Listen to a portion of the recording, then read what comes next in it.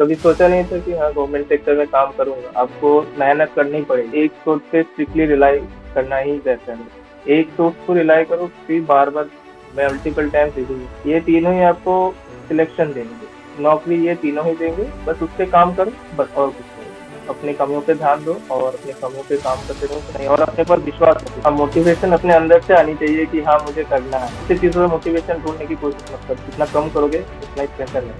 बस। Hello, everybody. This is Kapildev Sharma, one of the English educators at Olive Board. Let's welcome our topper today. He has got 12th rank in SSC CHSL 2024 the results. Qualified SSC CHSL before. He has qualified CHSL once again. He got a job in CGL. Why he didn't join, we will come to know with him.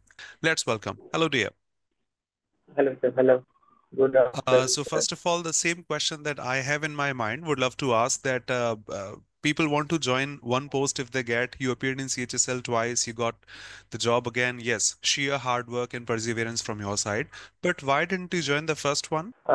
Sir, because in 2023 when CGL results came out, I had a posting in Kerala, so I that time joining formalities were going on, so I didn't have the opportunity to join before. So, and this time around, I wanted a posting near my hometown as well. So that's why I appeared again and got this time.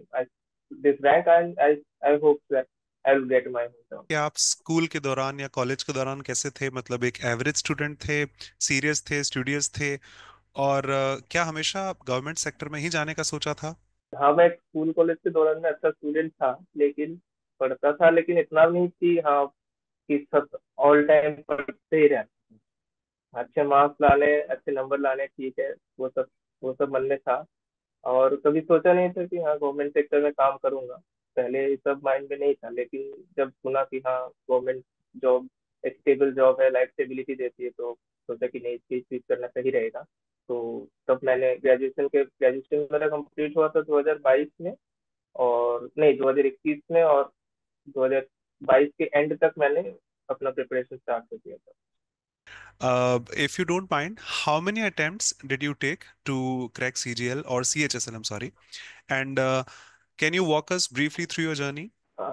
मैंने अपना preparation start किया था 2022 के, जब CGL का बहुत अच्छी vacancies आई थी, तभी से मैंने स्टार्ट प्रिपरेशन शुरू किया था। लेकिन मैंने अनफॉर्चुनेटली मैंने 2022 का अटेम्प्ट नहीं दे पाया था, लेकिन उसके बाद प्रिपरेशन शुरू किया था।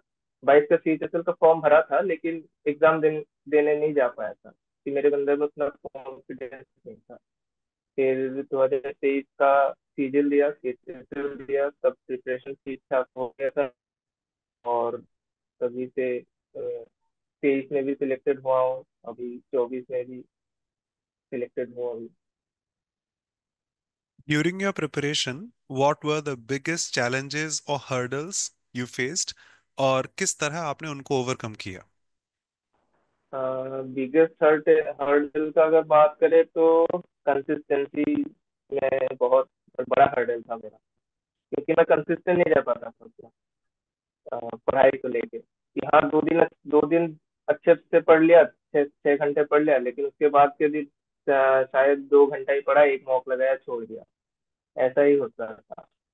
फिर देखा कि नहीं, ऐसे तो काम नहीं चलेगा, ऐसे तो सिलेक्शन हो जाएगा, लेकिन अच्छे जगह पे सिलेक्शन शायद नहीं हो पाएगा। फिर मैंने अपने कमियों को देखा, उनको डायरी में एक नोट डाउन किया और उन पे काम किया, और कंसिस्टेंट भी हुआ।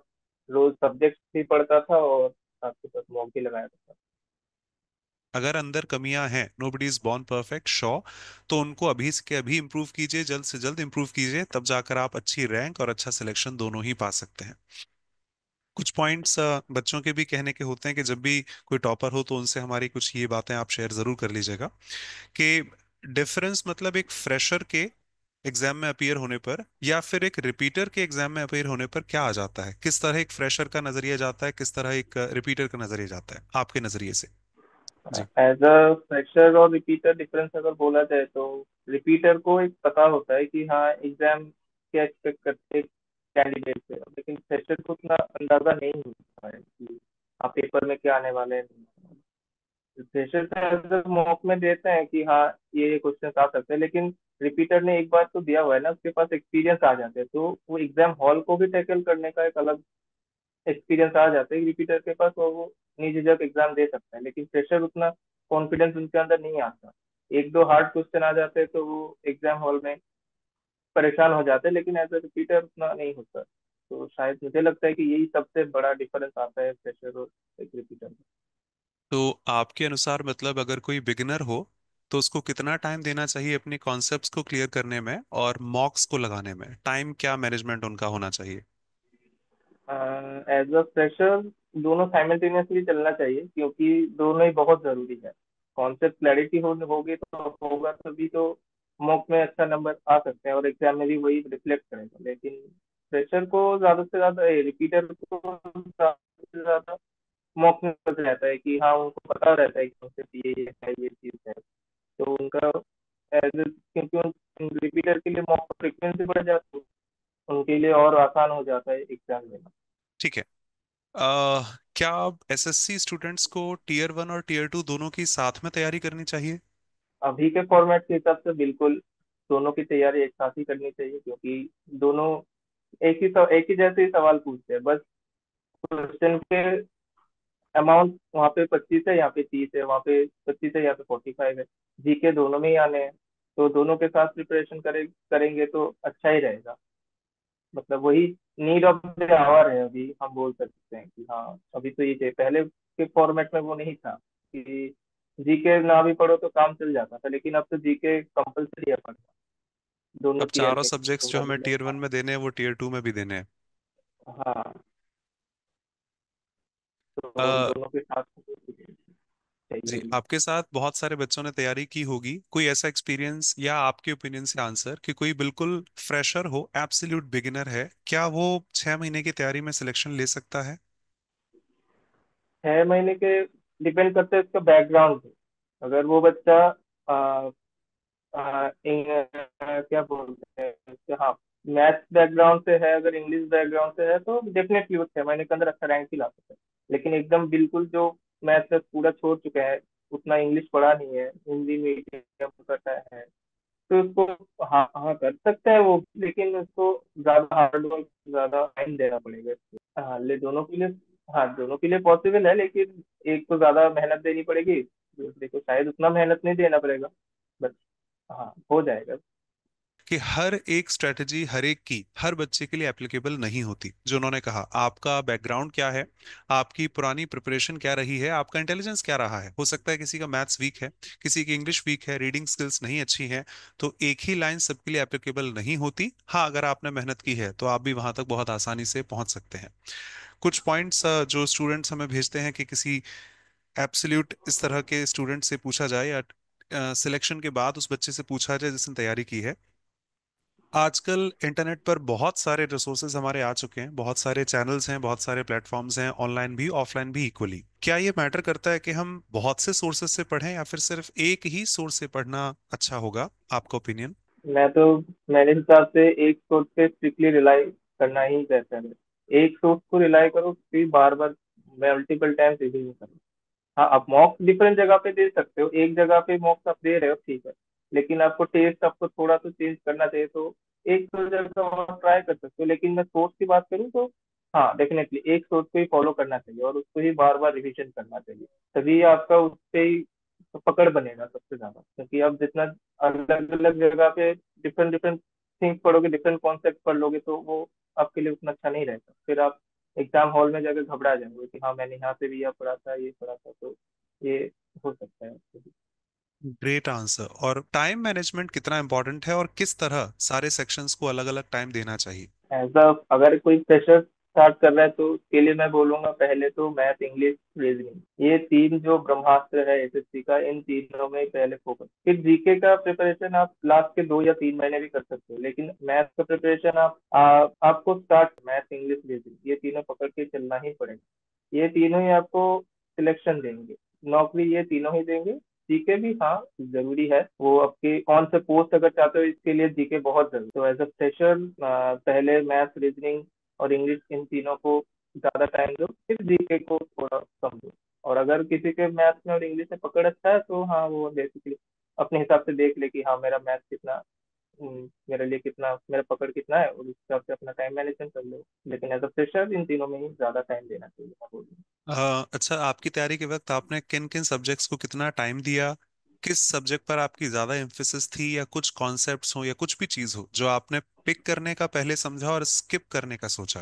कि बेसिकली मैंने किसी को शायद ही किया हो, हाँ। करंट अफेयर्स को जीके में मैंने स्किप किया, मैं तो ये सच बोलूंगा, करंट अफेयर्स मैंने पढ़ा ही नहीं, बिल्कुल भी नहीं पढ़ा। और मैंने ज्यादा जोर अपने शुरुआती की दौर में मैथ्स और इंग्लिश को देता था। इंग्लिश तो अभी भी देता हूँ, क्योंकि टीयर 2 में तो वेटेज सबसे ज्यादा है, तो इंग्लिश के ऊपर जोर देना बहुत जरूरी है। और सबसे ज्यादा कम वक्त शायद ही रीजनिंग को दिया हो आखिरी के दौर में, क्योंकि रीजनिंग आखिरी के टाइम में मॉक देने से ही वो पकड़ आ जाता है, तो रीजनिंग को उतना टाइम नहीं देना होता है। और जीके को भी दिया है आखिरी के दो दो ढाई महीने में। एक पॉइंट कि कितना टाइम आप इंडिविजुअली इंडिविजुअली अगर देखा जाए तो रीजनिंग को, इंग्लिश को, क्वांट्स को या जीके जीएस को देते थे, अगर आवर्स में बात करें हाँ, तो? और मैं शुरुआती के टाइम पे मैं मैथ्स को दो दो घंटा देता था, मैथ्स और इंग्लिश को दो दो दो घंटा देता था, रीजनिंग को 1 घंटा, और जीके को शायद ही 45 मिनट और 1 घंटा। फिर जब प्रिपरेशन धीरे धीरे आगे बढ़ती गई, तो मैथ्स और रीजनिंग में पकड़ आ गई, लेकिन इंग्लिश को तब भी मैं 2 घंटा देता था, क्योंकि इंग्लिश में बहुत सारी चीजें होते हैं। आपका आपका वोकैब भी पकड़ जरूरी होता है, क्योंकि वो बार बार याद रखने पड़ते हैं। इंग्लिश के रूल को भी याद रखने पड़ते हैं, और रीडिंग तो कंपलसरी है आज के दिन टाइम में, तो इंग्लिश मेरे लिए, हाँ, सबसे ज्यादा टाइम मैं उसी को देता था शायद, सबसे ज्यादा टाइम। और जीएस को आखिरी के टाइम में मैं एग्जाम जितना पास आता है, क्या जीके का टाइमिंग उतना बढ़ता है कि हाँ, जीके को अभी 2 घंटा, जितना जितना ज्यादा मैं रिवाइज कर पाऊँ तो उतना ज्यादा क्लिक करेगा मेरे एग्जाम। तो यही रहा था मेरा। और आखिरी के टाइम में बस मॉक में इंग्लिश, सॉरी, मैथ्स और रीजनिंग में बस मैं मॉक देते रहो और कमियों पे फोकस करो, बस यही था मेरा preparation। और हर बच्चा चाहता है आप जैसे लोगों से पूछना कि जो टॉपर्स होते हैं उनका मॉक में स्कोर क्या रहता है, तो आपका स्कोर क्या रहता था? और एक चीज मैं अपने दिल से ऐड करूं, ये बच्चों वाली डाउट है कि आपका स्कोर कितना रहता था। ये मेरी तरफ से है कि क्या ऑलिव बोर्ड की लाइव क्लासेस, हमारे मॉक्स, या जो भी नोट्स हमारी तरफ से आपको रहे, इन्होंने आपकी प्रिपरेशन में क्या हेल्प की और कितना आपको आगे लेकर गए? हॉलीवुड के मॉक्स मैंने बहुत दिए हैं, और स्पेशली लाइव मॉक्स में तो कभी स्किप नहीं करता था, क्योंकि वो ऑल इंडिया बेसिस होता है, सब बच्चे देते थे, तो उससे पता चल जाता था कि हाँ, अब कितने पानी में है। तो हाँ, ओलिव बोर्ड में मैंने शुरुआती के दौर में मैं बहुत ओलिव के लाइफ से डरता था, लेकिन बाद में जब प्रिपरेशन अच्छी हो गई तो हाँ, तब मैं हर हफ्ते देता था, और मार्क्स मेरे शुरुआती के टाइम पे 130 to 140 था। और जितना ज्यादा प्रिपरेशन आगे बढ़ता गया, वो मार्क्स 150 160 170 भी गया है कभी कभी, तो ऐसा ही था मेरा। ग्रेट। जो कि नए हैं, अपनी तैयारी शुरू की है, सिलेक्ट नहीं हुए हैं, या फिर वो भी जो सिलेक्ट हो चुके हैं, उनको अपना ग्रेड भी इंप्रूव करना हो, उनको अपनी पोस्ट अच्छी करनी हो, या फिर होम लोकेशन चाहिए उनको, तो क्या आपकी तरफ से मैसेज रहेगा इन सभी को? देखो, जो भी आप चाहते हो उसके लिए कोई शॉर्टकट नहीं है, आपको मेहनत करनी पड़ेगी। जैसे मैं अभी भी पोस्टेड हूँ, तो मैं अपने नौकरी के काम के बाद भी मैं टाइम देता था अपनी पढ़ाई को।